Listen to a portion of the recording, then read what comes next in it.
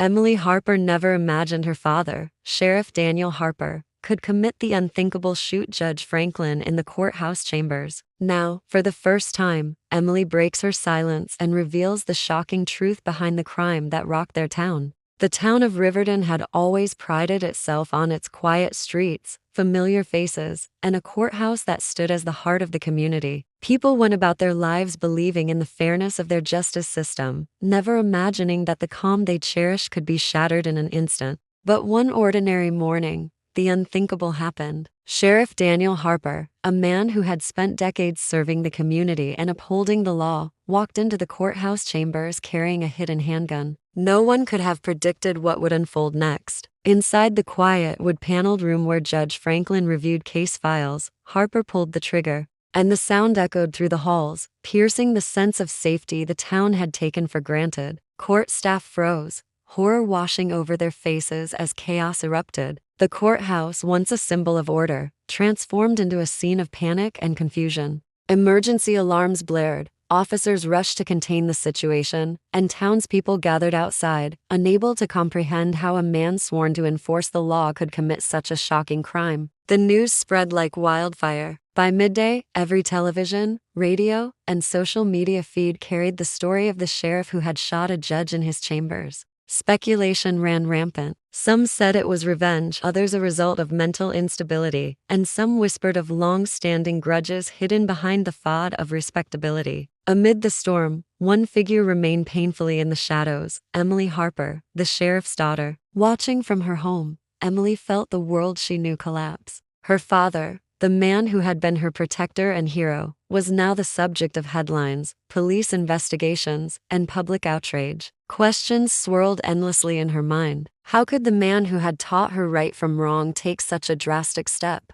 How would the town react to her? She quickly realized that her life had irrevocably changed. Emily became more than a witness to tragedy. She became part of the story itself. The quiet streets of Riverton were no longer safe, and whispers of betrayal followed her everywhere. In a matter of hours, she was transformed from the daughter of a respected sheriff into the child of a man whose name would forever be linked to a crime that shocked the nation. The community that once admired her father now watched her closely, searching for signs, answers, or even hints of complicity. Every glance, every rumor, weighed heavily on her as she tried to navigate a world that no longer felt familiar. The line between innocence and association blurred, and Emily realized that surviving the aftermath meant confronting not only the crime itself, but the secrets that had led to it. Emily Harper had grown up in a house filled with the symbols of law and authority. Medals lined the shelves, photographs captured moments of her father shaking hands with politicians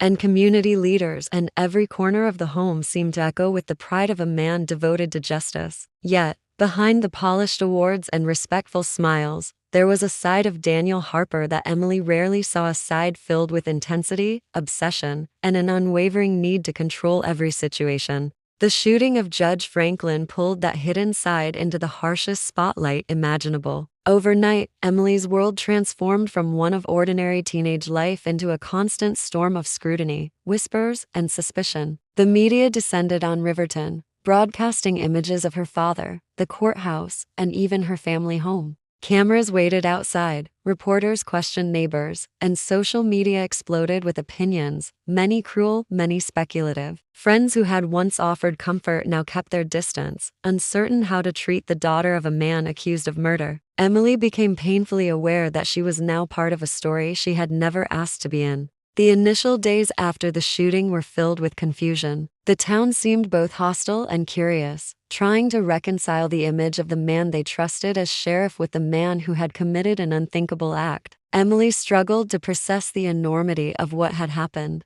Every headline, every news segment, every whispered rumor chipped away at the innocence she had once taken for granted. Yet amid the fear and isolation, a growing determination began to take root. Emily realized that understanding her father's actions meant looking beyond the surface of the crime. There were hints, small clues she had noticed over the years: mysterious phone calls, unusual behavior, late-night meetings that now seemed more significant than ever. She began to examine her father's past, tracing his movements, his decisions, and the pressures he faced in a town where appearances were everything. The deeper Emily looked, the more she discovered that the shooting was not just a sudden act of rage. It was connected to hidden tensions, long-standing rivalries, and secrets that powerful people had worked hard to keep buried. As she pieced together the puzzle, Emily realized that the truth could be dangerous, even for her. Speaking out would put her in the public eye, exposing her to scrutiny, threats, and judgment. But remaining silent meant allowing false narratives to define her father and shape her own life. Emily faced a choice that would change her forever: stay hidden in fear or step forward to uncover the story behind the headlines.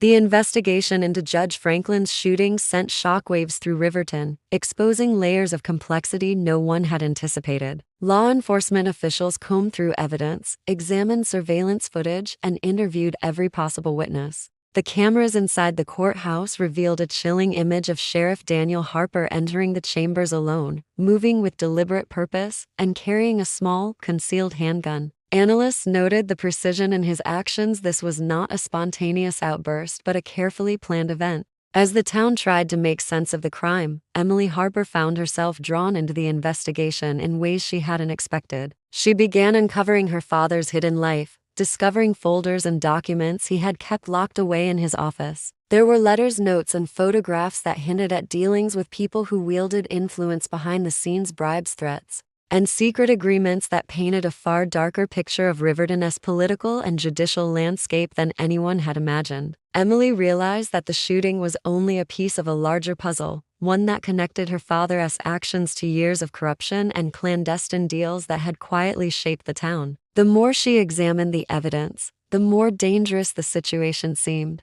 Some documents suggested that Judge Franklin had been involved in illicit arrangements with criminal figures, manipulating cases for personal gain. Harper had likely discovered these dealings long before the shooting, and the letters indicated he had attempted to address the issues privately first. The failure of those attempts may have driven him to take extreme action. Emily began understanding her father not just as a criminal in the public eye, but as a man desperate to confront injustice in the only way he thought possible. But the deeper she dug, the more she realized the risks she faced. Her discoveries could implicate powerful figures and put her own safety in jeopardy. Every new piece of information added weight to the story and forced her to confront the moral complexities of the situation. The shooting was not a simple act of violence. It was the eruption of hidden truths that had been ignored for too long. As the investigation continued, Emily's determination to reveal the full story grew stronger. She understood that the town, the media, and even her own family would never see the events in the same way again. The lines between right and wrong, justice and vengeance, became increasingly blurred, and Emily found herself at the center of a storm that would expose the darkest secrets of Riverton and her father's role in unraveling them.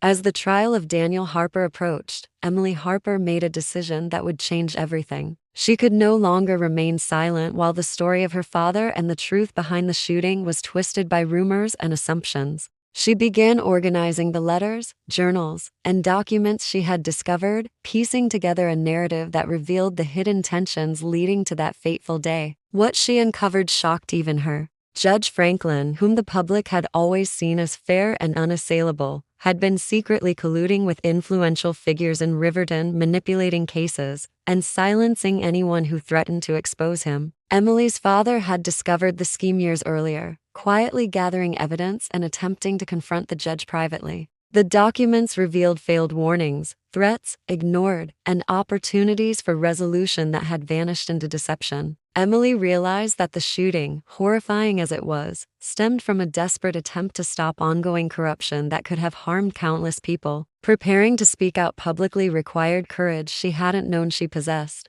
She understood that the courtroom would not only judge her father, but also scrutinize her, searching for bias, manipulation, or motives that could taint her testimony. When Emily finally stepped forward, her revelations stunned the town. Letters detailing secret meetings, photographs of covert interactions, and entries documenting her father's attempts to prevent the judge's misconduct painted a picture very different from the one the media had created. Slowly, public perception began to shift. The man who had once been seen solely as a criminal was now recognized as someone driven by a sense of justice, flawed though his methods had been. Emily's disclosures sparked debates about morality, accountability, and the boundaries of right and wrong. People questioned how long corruption had festered in Riverton and why no one had acted sooner. For Emily, the act of speaking out was both terrifying and liberating. She faced judgment from some, admiration from others, and a constant reminder that her life had been altered irreversibly. But through it all, she realized that uncovering the truth was necessary not only to clarify her father's story but also to confront the hidden dangers that had plagued her community for years. By the time the trial began, Emily had transformed from the frightened daughter of a notorious figure into a courageous witness of history, determined to ensure that the full story, its dark secrets, moral dilemmas, and shocking revelations was finally told. Her choice to break the silence became the pivotal moment that reframed the tragedy for the entire town, proving that the truth, however painful, could never remain buried forever.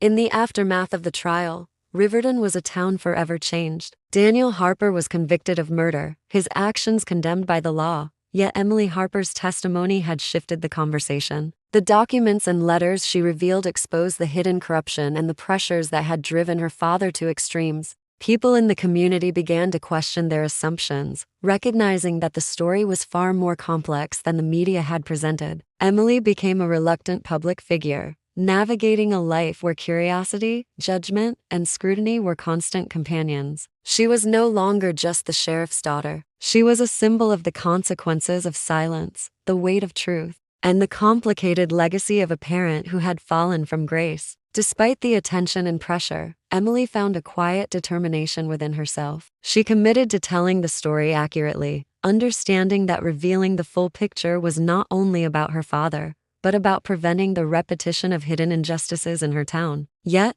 the emotional toll was immense. Friends had drifted away, neighbors whispered behind closed doors, and every step outside carried the weight of being associated with a notorious crime. At the same time, Emily discovered unexpected allies: journalists, investigators, and residents who valued honesty over sensationalism, who wanted to understand the truth rather than indulge in rumors. Slowly, she rebuilt a sense of identity beyond the shadow of her father's actions. The shooting in the courthouse chambers had been a single violent act, but the ripple effects extended far beyond that day. Emily saw how fear, secrecy, and moral compromise had shaped the lives of countless people in her community. Her father's actions, though criminal, had exposed a network of deception that might otherwise have remained hidden indefinitely. Over time, Emily began to find strength in her own voice. She spoke publicly about the importance of confronting uncomfortable truths, acknowledging the complexity of human motives, and understanding that justice is rarely simple. Her courage inspired others to come forward with their own stories, and Riverton slowly started to heal, though the scars of that day would never fully fade. Emily's journey became a testament to resilience, truth, and the struggle to reconcile love, loyalty, and morality. In the quiet moments after the trial, she reflected on her father, the town, and herself, realizing that the story would linger in Riverton's memory forever. The events that began with a shocking act of violence had grown into a story of revelation, courage, and the enduring power of confronting the truth, no matter how difficult it might be.